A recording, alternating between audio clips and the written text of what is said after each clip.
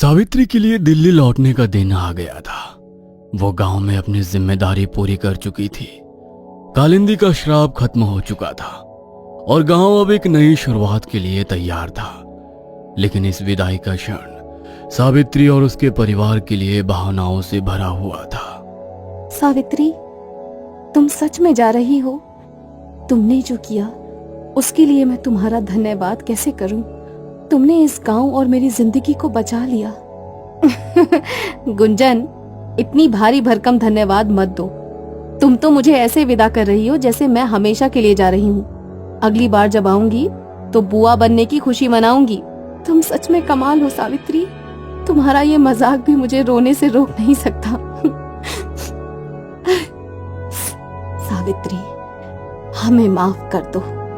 जब तुमने कालिंदी के बारे में बात की थी तो हमने तुम्हारा साथ नहीं दिया, लेकिन तुमने जो किया उससे हम सबको गर्व है। तुमने हमारी सोच बदल दी।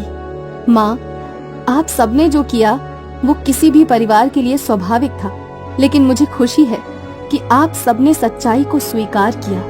यही सबसे बड़ी बात है। सावित्री जब घर से निकली तो उसने देखा कि पूरा गांव उसे विदा करने के लिए इकट्ठा हुआ था। हर किसी की आंखों में आभार और सम्मान था। सावित्री बिटिया, तुमने इस गांव को श्राप से मुक्त किया है। हम तुम्हारा ये कर्ज कभी नहीं चुका सकते। तुमने हमारी बहू और बेटियों को नया जीवन दिया है। कालिंदी का मंदिर अब हमारे लिए एक आशीर्वाद है। सावित्री हर किसी से मिलते हुए आगे बढ़ी। गांव के बच्चे भी उसे विदा करने के लिए दौड़े हुए आए। सावित्री दीदी, अगली बार हमारे लिए मिठाई लाना। जरूर, और इस बार तुम्हें बिना दौड़ाए मिठाई दूंगी। पुरोहित नारायण भी सावित्री के पास आए। उनकी आंखों में गर्व और आशीर्वाद की चमक थी। सावित्री, तुमने जो किया वो किसी चमत्कार से कम नहीं है। तुमने न केवल इस गांव को श्राप से मुक्त किया, बल्कि इसे एक नई सोच भी दी। भगवान तुम्हारे साथ हमेशा रहे। गुरुदेव, ये सब कालिंदी की शक्ति थी। मैंने तो बस उसकी सच्चाई को सबके सामने रखा। फिर भी ये तुम्हारा साहस और सच्चाई थी जिसने इस गांव को बदल दिया। जाओ, लेकिन इस गांव को कभी मत भूलना। सावित्री ने पूरे गांव को वहां इकट्ठा देखा, लेकिन पुजारी जी कहीं नजर नहीं आए। उसकी आंखों में एक हल्का सा दुख झलक उठा। पंडित जी यहाँ क्यों नहीं है? क्या वो अब भी उस मंदिर को स्वीकार नहीं करेंगे? सावित्री, पंडित जी की सोच बदलने में समय लगेगा, लेकिन एक दिन वो भी इस मंदिर को अपना लेंगे, हमें यकीन है। उम्मीद है कि वो भी एक दिन कालिंदी को समझ पाएंगे। गुंजन एक बार फिर सावित्री के पास आई। इस बार उसके चेहरे पर मुस्कान के साथ आंसू भी थे। ये लो, जल्दी जल्दी में तुम्हारे पसंदीदा लड्डू पैक करना तो भूल ही गई। दिल्ली में अपना ध्यान रखना और समय समय पर फोन टनटना दिया करना हमारा। भूल मत जाना, समझी? अरे हाँ मेरी प्यारी सहेली, चलो अब हमें जाने दो, बस का समय हो गया है। गांव वालों के आशीर्वाद और प्यार के साथ सावित्री ने अपनी यात्रा शुरू की। उसने अपने दिल में कालिंदी की सच्चाई और गांव वालों के प्यार को हमेशा के लिए बसा लिया। ये लो, मोहन भैया आ गए अपनी फटफटिया लेकर। ये तुम्हें बस स्टैंड पर छोड़ देंगे। गांव के मोहन ने सावित्री को अपनी पुरानी फटफटिया पर बस स्टैंड तक छोड़ने का जिम्मा लिया था। रास्ते में दोनों के बीच हल्की फुल्की बातचीत होती रही। मोहन के चेहरे पर खुशी थी, क्योंकि वो जानता था कि सावित्री ने उनके गांव को एक नई शुरुआत दी है। सावित्री बिटिया, अब तो गांव की बहुओं और बेटियों की जान बच गई। तुमने जो किया वो कोई नहीं कर सकता था। ये गांव हमेशा तुम्हारा आभारी रहेगा। ये सब कालिंदी का आशीर्वाद है मोहन भैया। मैं तो बस उसकी सच्चाई सबके सामने ला पाई। बस स्टैंड पर पहुंचकर मोहन ने सावित्री का बैग उतारा और उसे बस में चढ़ने में मदद की। दिल्ली पहुंचकर हमें भूल मत जाना। जब भी समय मिले वापस जरूर आना। पूरा गांव तुम्हारा इंतजार करेगा। मैं जल्दी ही लौटूंगी मोहन भैया, सबका ध्यान रखना। सावित्री बस में अपनी सीट पर बैठ गई। उसने खिड़की से बाहर देखा और गांव की यादों में खो गई। ये यात्रा उसके लिए सिर्फ एक विदाई नहीं थी, बल्कि एक नई चुनौती की शुरुआत थी। जैसे ही बस भीड़ वाला से चलने लगी, एक औरत उसकी बगल की सीट पर आकर बैठ गई। औरत ने घूंघट ओढ़ रखा था, जिससे उसका चेहरा पूरी तरह छुपा हुआ था। लेकिन सावित्री की प्रतिक्रिया देखकर ऐसा लग रहा था जैसे वो उस औरत को जानती हो।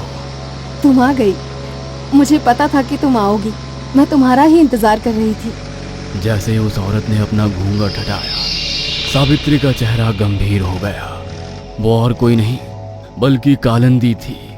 सावित्री, तुमने मेरी सच्चाई गांव के सामने लाकर अच्छा नहीं किया। अब वो लौट आएगा। वो कौन? क्या तुम उस रहस्य के बारे में बात कर रही हो जिसे तुमने अब तक छुपा कर रखा था?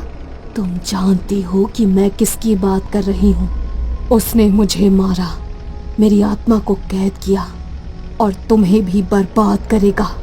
अब वो वापस आएगा और इस बार वो सब कुछ खत्म कर देगा। मैं उसका सामना करने के लिए तैयार हूँ। मैंने तुम्हारा दर्द देखा है और तुम्हारी सच्चाई समझी है। मैं जानती हूँ कि वो कौन है और उसे कैसे रोकना है। तुम अभी कुछ नहीं जानती। तुमने सोचा कि ये श्राप यहीं खत्म हो जाएगा, लेकिन ये सिर्फ शुरुआत है। और तुम भी जानती हो कि इस गांव का पुजारी, वो भी उसके साथ मिला हुआ है। हाँ, मुझे पता है। पंडित जी का अचानक गायब होना और उनका विरोध, ये साफ है कि वो भी इस खेल का हिस्सा है। सावित्री और कालिंदी के बीच का ये संवाद जितना रहस्यमय था, उतना ही पेचीदा भी। ऐसा लग रहा था जैसे दोनों के बीच कोई गहरा संबंध हो जो अब तक छुपा हुआ था। तुम्हें पता है कि तुमने खुद को कितने बड़े खतरे में डाल दिया है, लेकिन शायद ये तुम्हारी नियति है। अगर ये मेरी नियति है तो मैं इसे स्वीकार करती हूँ, लेकिन तुम इतना याद रखना, मैं अब किसी अन्याय को बर्दाश्त नहीं करूंगी, चाहे वो कितना भी ताकतवर क्यों ना हो। कालिंदी बस में सावित्री के साथ बैठी थी, लेकिन उसका चेहरा रहस्य से भरा हुआ था। क्या वो सच में सावित्री की मदद करना चाहती थी, या ये सब कुछ एक नई साजिश का हिस्सा था? और ये कौन था जिसे लेकर कालिंदी ने सावित्री को चेतावनी दी थी? सावित्री ने अपनी जगह बैठकर खिड़की के बाहर देखा। उसकी आंखों में डर नहीं, बल्कि एक नई चुनौती को स्वीकार करने की चमक थी। सावित्री के गांव में जाते ही वो शांति और संतोष जो उसके प्रयासों से आई थी, धीरे धीरे अजीब घटनाओं में बदलने लगी। गांव में कुछ ऐसा होने लगा जो न केवल रहस्यमय था, बल्कि भयावह भी। सबसे पहले गांव वालों ने अपने घरों के बाहर खोपड़ियां देखनी शुरू की। ये खोपड़ियां किसी जानवर की नहीं, बल्कि इंसानों की थी। हर सुबह जैसे ही लोग अपने घरों से बाहर निकलते, उन्हें अपने आंगन में खोपड़ी दिखाई देती। अरे, ये क्या है? हमारे आंगन में इंसान की खोपड़ी कैसे आई? ये किसका काम हो सकता है? क्या ये किसी श्राप का असर है? धीरे धीरे ये खोपड़ियां पूरे गांव में फैल गई। हर घर के बाहर एक खोपड़ी रखी हुई थी और इन खोपड़ियों पर खून के ताजे निशान थे। जैसे जैसे दिन बीतते गए, गांव वालों के डर और अंधविश्वास ने उन्हें पूरी तरह से जकड़ लिया। कालिंदी के मंदिर, जो गांव वालों के लिए सुरक्षा और श्रद्धा का प्रतीक बन चुका था, पर भी डरावनी घटनाएं होने लगी। एक रात जब गांव वाले सो रहे थे, तो मंदिर की दीवारों पर दरारें पड़ने लगी। मंदिर की दीवारों पर दरारें पड़ रही हैं। ऐसा लग रहा है जैसे मंदिर गिरने वाला हो।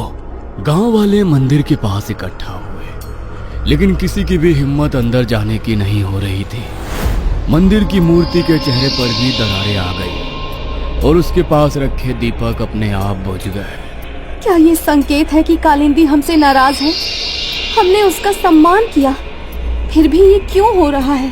गांव के लोग इन घटनाओं से पहले ही डरे हुए थे, लेकिन असली खौफ तब फैला जब पुरोहित नारायण का मरा हुआ शरीर गांव के बाहर एक बड़े पेड़ से लटका हुआ पाया गया। देखो वहां पेड़ पर पुरोहित नारायण का शरीर उल्टा लटका हुआ था। उनके गले पर गहरे घाव के निशान थे और उनके हाथों पर खून के अजीब निशान बने हुए थे। यह किसने किया होगा? यह इंसान का काम नहीं हो सकता। गुरुदेव ने तो हमेशा गांव की भलाई के लिए काम किया था। उन्हें इस तरह मरने का क्या कारण हो सकता है? पुरोहित की मौत ने गांव वालों को पूरी तरह तोड़ दिया। उनके जाने के बाद गांव में एक अजीब सन्नाटा छा गया। जहां कालिंदी की लाश का अंतिम संस्कार किया गया था, वहां अचानक एक भयंकर आग लग गई। आग की लपटें इतनी तेज थी कि वो दूर दूर तक दिखाई दे रही थी। ये आग कैसे लगी? वहाँ तो कोई नहीं गया था। ये जगह अब अशुद्ध हो गई है। हमसे जरूर कोई बड़ी गलती हुई है। गांव वाले आग बुझाने के लिए दौड़े, लेकिन जैसे ही वे पहुंचे, उन्हें वहां से एक अजीब सी आवाज सुनाई दी। यह आवाज कालिंदी की हंसी जैसी लग रही थी। ये क्या हो रहा है? क्या ये कालिंदी की आत्मा है? गांव में हर कोई अब इन अजीब घटनाओं से परेशान था। खोपड़िया, मंदिर पर दरारें, पुरोहित की मौत और जलती हुई चिता ने गांव वालों के दिलों में गहरा डर भर दिया था। क्या सावित्री ने सच में कालिंदी की आत्मा को शांत किया था, या हमने किसी और शक्ति को जगा दिया है? ये सब पंडित जी की बातों से मिलता जुलता है। क्या सच में ये मंदिर बनाना एक गलती थी? गांव में अजीब घटनाओं का सिलसिला थमने का नाम ही नहीं ले रहा था। हर तरफ डर और अनिश्चितता का माहौल था। खोपड़िया, मंदिर पर दरारें और पुरोहित की रहस्यमयी मौत ने गांव वालों के दिलों में कालिंदी के प्रति फिर से शक भर दिया था। चौपाल पर हर घर से लोग इकट्ठा हुए। उनकी आंखों में डर, चेहरे पर बेचैनी और दिमाग में सवाल थे। यह सब कालिंदी ने ही किया है। मैंने पहले ही कहा था, हमें उसके नाम का मंदिर नहीं बनाना चाहिए था। पंडित जी सही कह रहे थे। अरे वो एक डायन थी। हाँ, ये सब उसी का गुस्सा है। हमने उसकी मूर्ति बनाकर बड़ी गलती की। अब वो हमें बर्बाद कर देगी। नहीं, कालिंदी ऐसा नहीं कर सकती। उसने हमारी औरतों की जान बचाई है। ये किसी और का काम है। अगर कालिंदी सच में इतनी बुरी होती तो हमारी बहुओं और बेटियों को ठीक क्यों करती? बहस तेज हो रही थी, लेकिन किसी नतीजे पर नहीं पहुंच रही थी। अचानक एक बुजुर्ग गांव वाला खड़ा हुआ। यह बहस अब हमें कहीं नहीं ले जाएगी। हमें पंडित जी के पास जाना चाहिए। वही हमें बताएंगे कि ये सब क्या हो रहा है और इसका हल क्या है। गांव वाले अब एकजुट होकर पुजारी जी को ढूंढने निकले। उन्होंने हर जगह उसकी तलाश की, मंदिर, चौपाल और यहाँ तक कि उसके घर, लेकिन पुजारी कहीं नहीं मिला। पंडित जी कहाँ चले गए? वो बिना कुछ कहे गांव से क्यों गायब हो गए? क्या ये भी कालिंदी का काम है? क्या उसने पंडित जी को भी खत्म कर दिया? गांव वालों के बीच डर और बेचैनी बढ़ रही थी कि अचानक एक छोटा बच्चा दौड़ते हुए आया। उसके चेहरे पर डर और घबराहट साफ झलक रही थी। सब जल्दी चलो, कालिंदी की मूर्ति टूट गई है। मूर्ति टूट गई? यह कैसे हो सकता है? क्या ये कोई बुरा संकेत है? गांव वाले घबराते हुए मंदिर की ओर दौड़ पड़े। जब वे मंदिर पहुंचे तो वहां का दृश्य देखकर उनकी आंखें फटी की फटी रह गई। कालिंदी की मूर्ति के टुकड़े जमीन पर बिखरे हुए थे। ऐसा लग रहा था जैसे किसी ने उसे पूरी ताकत से तोड़ा हो। मूर्ति के पास खून के धब्बे फैले हुए थे और मंदिर की दीवारों पर अजीब से निशान थे जो किसी जानवर के पंजों जैसे लग रहे थे। ये सब क्या है? ये कौन कर सकता है? ये कालिंदी नहीं हो सकती। यह किसी और का काम है। मंदिर के अंदर अचानक एक भयानक आवाज गूंजी। यह आवाज ना कालिंदी की थी, ना किसी इंसान की। ये किसी अज्ञात शक्ति का संकेत था। यह कौन है? ये क्या हो रहा है? गांव वाले अब पूरी तरह से डरे हुए थे। मूर्ति के टूटने, खून के धब्बों और उस डरावनी आवाज ने उन्हें ये सोचने पर मजबूर कर दिया कि जो कुछ हो रहा है वो कालिंदी के गुस्से का नतीजा नहीं था, बल्कि किसी और शक्ति का काम था। मंदिर अंधेरे में डूब चुका था और गांव वालों के दिलों में डर ने पूरी तरह से घर कर लिया था। लेकिन सवाल अब भी बना हुआ था, क्या ये सब कालिंदी का काम था या कोई और अज्ञात ताकत गांव पर कब्जा कर रही थी?